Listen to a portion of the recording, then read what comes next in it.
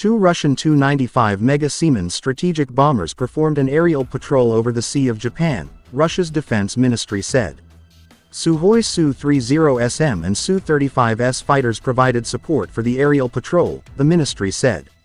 The crew of Russian long-range aircraft regularly perform flights over the neutral waters of the Arctic, the Northern Atlantic, the Black and Baltic Seas and the Pacific Ocean, the ministry said.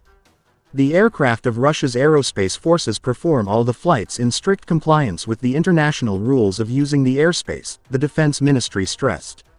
Earlier, as Eurasian Times had reported, strategic bombers of the Russian aerospace forces and the Chinese Air Force conducted joint patrols over the Sea of Japan and the East China Sea.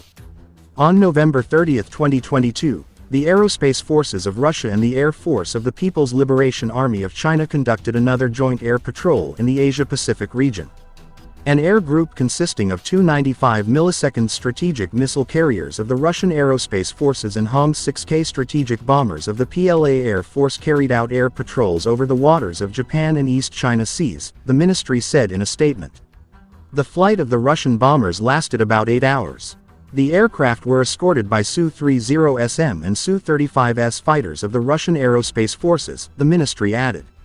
Meanwhile, the Japanese government plans to increase the budget of the Japan Coast Guard by 40% by 2027 over concerns about China's growing activity near the disputed Senkaku Islands, Japanese newspaper Yomiuri Shimbun reported on Wednesday, citing government sources.